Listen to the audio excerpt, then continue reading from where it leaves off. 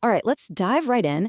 Today, we're getting to the absolute heart of what it means to learn a language. Conversation. We're going to look at how we move beyond just, knowing the words in a textbook to actually using them to speak and listen in the real world. This quote from the linguist David Noonan just hits the nail on the head, doesn't it? It really captures something we all kind of feel deep down. At the end of the day, success isn't about getting a perfect score on a grammar quiz. It's about that moment you can actually have a real conversation with someone. That's the real win. I mean, think about it for a second. This question is so revealing. The way we talk about language itself shows this huge bias. We instinctively tie the idea of fluency to speaking. It's the skill that just seems to matter most, culturally and for us personally. So why do we so often just leave it to chance in the classroom? And that really gets to the core of the problem we're talking about. For so long, teaching methods have been all about reading and writing. Speaking and listening, well, those were often treated as, filler time. Just unstructured activities you do at the end of class when you're tired, with no real goal or plan. And the fallout from that approach is huge. What happens is students end up with this passive knowledge. They might be great at filling in blanks on a worksheet, but the second you ask them a simple question in the hallway, they just freeze. It creates this massive, scary gap between what they know and what they can do. And that just leads to a ton of anxiety and, honestly, pretty weak results. So, this is where we need a major shift in how we think about this. Speaking isn't some kind of magic talent that you either have or you don't. No way! It's a skill. And like any other skill, that means it can be broken down into smaller pieces, it can be understood, and, most importantly, it can actually be taught. This little diagram here is perfect for demystifying what conversation really is. It shows that most of the time when we talk, we're following these predictable patterns, or routines. It doesn't matter if you're just describing what you did over the weekend, that's an information routine, or if you're in a super stressful job interview, an interaction routine. There are underlying structures there that we can totally learn in practice. So when we say teach speaking, this is what we're really talking about. It is so much more than just chatting. It's this whole cocktail of skills, right?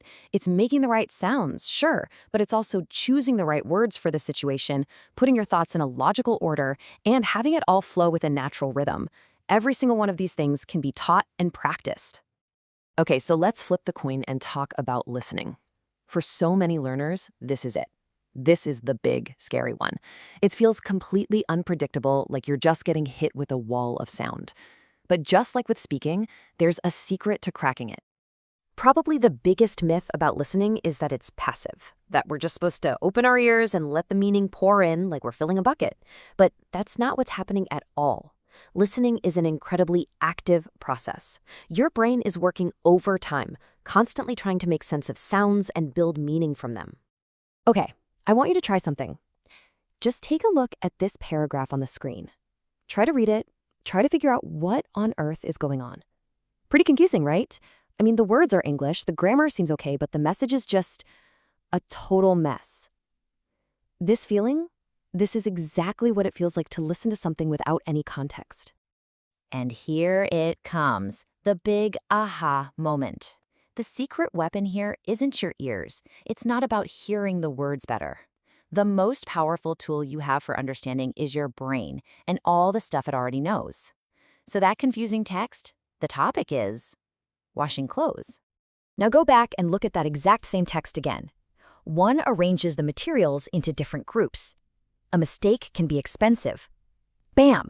Suddenly it all just clicks. It makes perfect sense. This is such a great illustration that meaning isn't just in the words we hear. Just as much of it is already inside our own heads, in our background knowledge. The real key is learning how to activate it. Okay, so we've got these two huge ideas on the table. Speaking follows patterns, and listening is all about activating what you already know. So what does this look like in the real world? How do we actually bring this stuff to life in a classroom? Let's check out some really fun and effective activities. I love this speaking activity. Instead of some boring old prompt like talk about your hometown, you get this creative scenario. Aliens have landed. Your job is to tell them about your life, your family, your city. This little bit of imagination totally lowers the pressure and gives students a really fun, clear purpose for talking. Now this is a game changer, especially for beginners. The instinct is often to give them super simple, watered-down texts or audio. But here's a much more powerful idea. Use real, authentic stuff, and just simplify the task they have to do with it. And here's a brilliant example of what that looks like for listening. You have a student listen to the same real-world conversation 4 times, but each time the goal is different and totally manageable. First time through, just tell me how many people are talking. Easy. Listen again. Just count how many times you hear the word doctor. See what's happening? We're building them up, step by step, turning something that felt impossible into a series of small wins. So let's tie this all together now. Why does this structured way of teaching speaking and listening matter so much? What's the big picture here? Well, for starters, giving activities a clear purpose channels all that student energy and boosts their motivation. It also creates a kind of safety net, so learners who are struggling have a clear path forward. But it goes even deeper than that. When you learn to structure your speech, you're also learning to structure your thoughts. It's the absolute foundation for how we share culture and build real understanding. And that really just leaves us with this one last big question to chew on. For so many years, we've treated conversation as the finish line. You know, something you get to do after you've mastered all the grammar and vocab. But maybe, just maybe, we've had it backwards this whole time. If having a real, meaningful conversation is the goal, then shouldn't it also be the path we take to get there?